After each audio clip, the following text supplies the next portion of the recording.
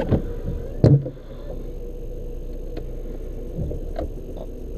don't know if there's going to be enough light in here for this or not. But I bought a what they call those bloody things, a set of LED lights at the front of it, but it's sitting in front of me, so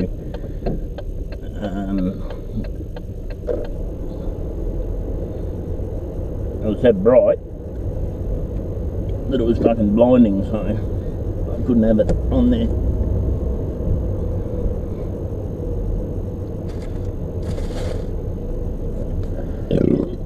Excuse me.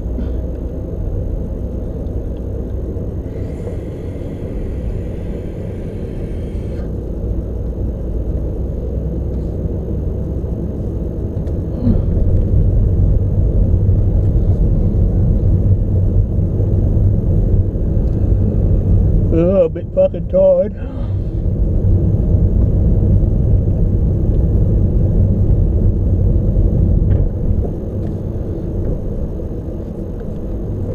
You know, I always watch Rex 4x4, and you know, I see him going out his forest there and all the beautiful trees, and you know, and the way it is there, you know, just where they got tracks to go up and down and sort of all that sort of stuff. One of these days I'm going to take you out our forest, because our trees are totally different. We've got box trees and red gum trees, and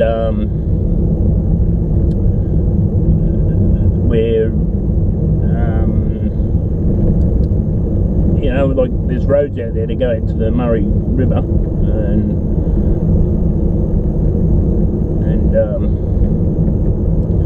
but you know, we got like things like out there like sand pits and shit that guys ride bikes in, and you know, sand, and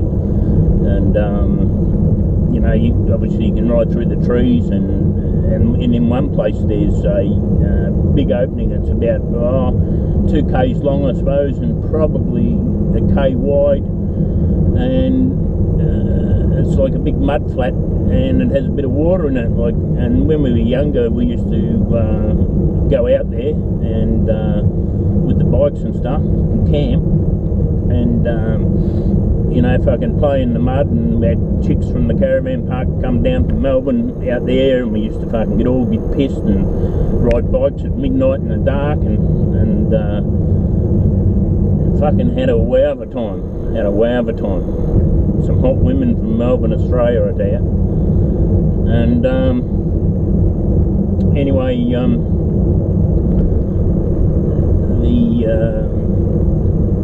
just thinking of all the good times. We had a lot of good times. I was with me mate out there at Easter, and he had a bike. I had one. I had a little CT 125, I think it was. Pretty sweet little rig. And anyway, I seen this log coming up. You know, we were pretty well flat out and side by side there, and I seen this log coming up, and I was pissed as a chook. And I thought, well, the only thing I can do is slip it back a gear and pull her into a mono, and go over it on a mono. Like, if it hit the back wheel, it'd climb it, and a bit of a rough landing on the other side, but she'll be right. And pulled this mono, and because I was pissed, I thought, oh yeah, we should be over, because I felt a bit of a bump. We should be over it now, and I dropped it down just before I went over it. And I hit the bloody thing with the front wheel, went over the handlebars like Superman. It was like slow motion, and it just landed on my back. I sort of went over in a roll, and I landed on my back, and I laid there for about 2 seconds, jumped up, grabbed my bike, stood it back up on its stand, and then, as all good bike riders do, it pulled down and feel the agony. I nearly broke my leg. And I remember one other time we had a like the bushes, they flood the bush, like it's in flood at the moment, so I can't go out there, I'll get bogged. So I have to wait until it dries up before I take you guys for a looky-see out in my bush. That sounds a bit rude, my bush, but a forest. But I was out there on a 600 Honda, I think it was. It was one of those, I forget which model. She was a kickstart 600, and it had, the headlight was framed. It was framed in like it was like the YZH, the first water-cooled model, and they had the sort of a sloping thing for the radiator. Well, this Honda had the same thing to it, so whatever model that is, or the better still, the one before the electric start in the trail box. Anyway, we have what we call inspectors out there, or cops, and they ride on 600, what do they call those bikes? Honda 600, it's more trail riding. I can't think of the fucking the letterman behind it, but anyway, they're on 600 Hondas, and I was on a 600 fucking street trail jiggy thingy. Anyway, we fucking, of course they want to arrest you, so, and the thing is, they're being trained in Melbourne, and Melbourne fucking bush there hardly isn't any, and it's nothing like what we ride in. Like we fucking come to a tree with 6 foot high, like one laying on the side, and we'll just mono onto the cunt and ride over it, where they're all running around the bottom of it thinking how can we get out over it, sort of thing. So give you a good idea. Anyway, I'm doing 160 k's around this corner, and these cunts are fairly up my arse, and there's a fucking heap of flood water in front of me. It probably would have been 100 metres probably wide, I suppose. Would have been fairly deep. Anyway, I thought, well, fuck this, and I seen this tree that was like it was a massive fucking thing. You couldn't put your arms around it, and it had one of its roots that were sticking out about 1.5 foot. So I thought, well, fuck it, I'll hit that and see if I can go over the top of the cunt. So here I am. I hit this fucking jump on the side of the tree. Up over the top I went. I was fairly high up, and I landed just with the back wheel just out of the water. And I thought, this is going to be fun, so I fucking turned the bike on its side like around, because I knew they wouldn't make it, because they're only from Melbourne. Anyway, they hit the fucking same thing, and up they go, and there was like 3 fucking, XR, Honda XR, I think they're XR, yeah. 3 Honda XR 600 sitting in water up to their neck. Fucking funny as fuck. So then I rode off and fucking left them to it. But yeah, good times. Like, this was back in the day when I was like fucking 20, you know, 25, 6, something like that. Long time ago.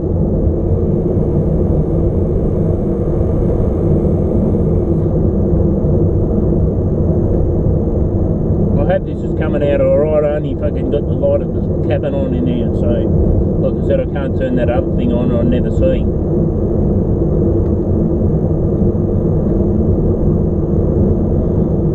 Yeah, so good times.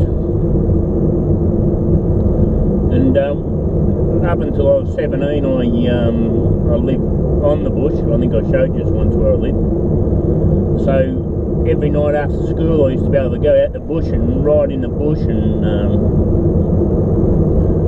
just have a fucking excellent time.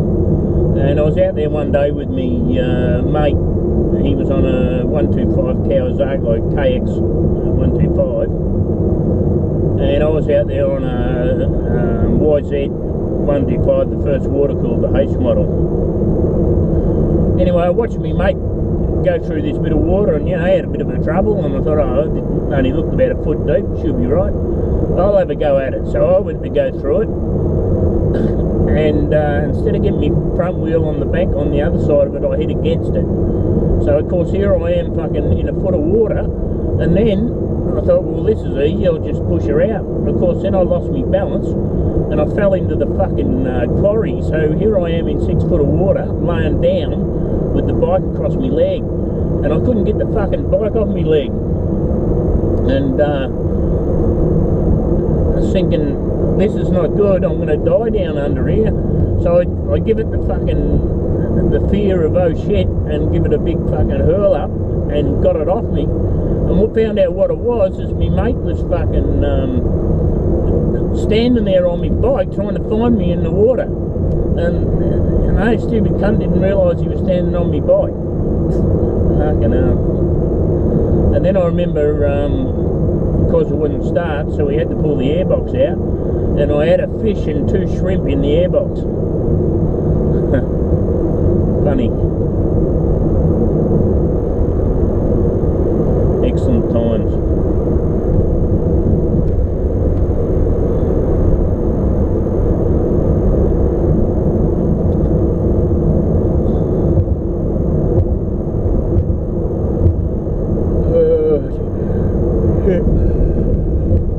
And by the way, you guessed it, I'm going to see my nephew again. I got a fucking AGV helmet in immaculate nick on eBay for $1 fucking years ago. And my nephew, like, he's a good little bloke, and fucking, you know, if you're in a tight spot, he'll help you out and never expect some money back and all that sort of shit. So he's a good little bloke. That's Leighton, the one you met. So no harm in fucking giving him a few things, like helping him out and stop smoking and giving him this helmet. But the thing's in mint condition. I paid it like $1 for it or something, and I think it cost me $10 a cent or some fucking thing. But anyway, I got it and it's mint. So he's actually telling me that he's buying it's a scooter with a 50cc scooter that's got a 150cc engine in it, and it's registered and all this shit. It's registered as a 50cc. So rather than see him fucking not ride safely, because he probably wouldn't, I thought, well, fuck it, you know, I'll give him this helmet and he can fucking ride safely. Because, you know, it just doesn't take much to fucking fall off and kill yourself on a motorbike, as all you guys would know who ride them. Just hope he's fucking home. He's probably not. He's probably at his brother's pissing on. He's 29 years old, so he's at that fucking stage where he's fucking wild.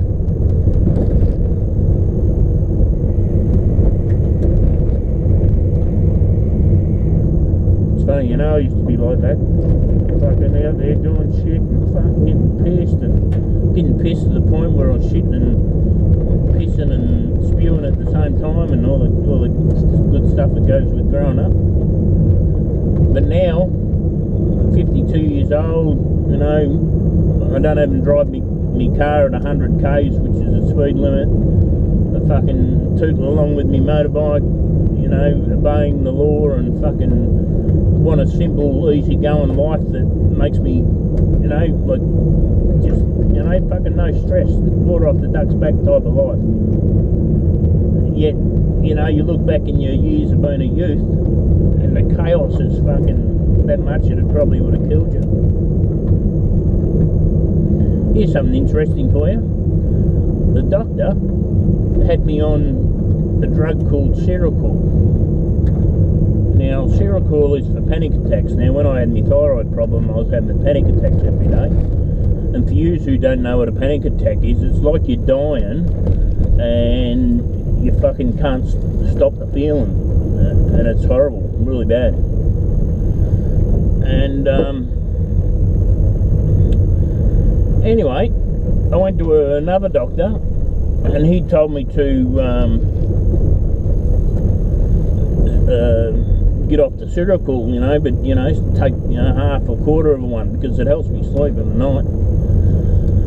And anyway, the other night I didn't have any water to take it, so I thought to myself, well, you know, I know it's going to taste like shit, but what I'll do is I'll fucking, you know, put it in my mouth and dissolve it and swallow it. So that's what I did. And I was surprised to know that the back of my tongue to about 6 inches down my throat was totally and absolutely numb, like you would stick an injection in your foot to get a cut sewn up, or the dentist would give you in the gum to,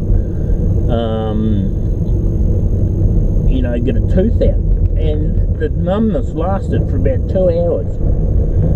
Now, I don't know whether any of you are aware, but that stuff is what they inject into a dog's vein to kill them. What it does is, it goes in and it numbs their heart to the point where it stops and numbs their brain, and there's no function, therefore they die. And that's how it happens. So, they're giving me this shit, right, that goes down inside me and obviously slows me heart down and me fucking brain function down to stop panic attacks. Meanwhile, it's a shit that kills animals. Now, this drug kills over 67,000 people a year. Now, I know 100% why now, because it's got a fucking anesthetic in it that fucking slows brain and heart functions down. Now, I'm a big bloke. 3 tablets to me was, like, even though a quarter of a tablet fucking froze the whole neck area, 3 tablets to me was probably like 1 to everyone else. Now, if someone, you know, a thin, skinny little bloke was given 3 of these things, I would expect him to die, because that fucking anaesthetic would get in your blood, which it does, gets in your gut and then gets in your blood, and it would fucking freeze your brain to the point where it didn't work anymore, stopping your heart and killing you instantly. So I feel that's probably what happens to a lot of people. But I just couldn't believe it. I thought, what the fuck? They got fucking anaesthetic in a fucking drug for panic attacks? Unbelievable.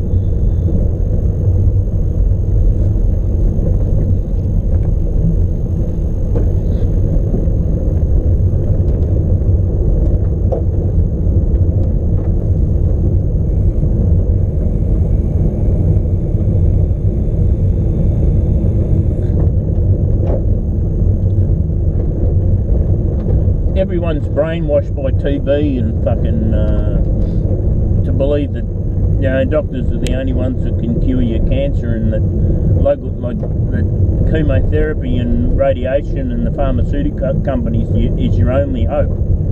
Like, and that's all brainwashed into people. You try and tell them that, you know, for breast cancer all you got to do is take vitamin B17, and they go, oh no, fucking that'll never happen. That can't happen. You know, I'd rather listen to them and take chemotherapy and fucking die, because you do. Chemotherapy kills you 4 times quicker than the cancer would have. So, you know, like I said, they got all the world believing everything they say, and it's all fucking fact and true what they say, and in actual fact it's a load of absolute bullshit. Not true at all. You know, all you've got to do to cure any cancer is get your body into an alkaline state, because cancer can't live in fucking alkaline, you know. A person with a fucking acidic state in their body, like the pH in dirt or water or whatever else, we're the same. If you're in an acidic environment, cancer grows, and if you get it to the alkaline state, it can't grow. So then the cancer commits suicide, because it's got nothing to live on. So, you know.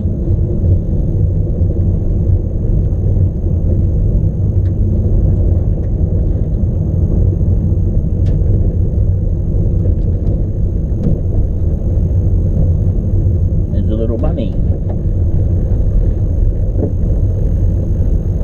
And as usual, Leighton's nowhere to be seen, but Red's home probably. Boat's gone.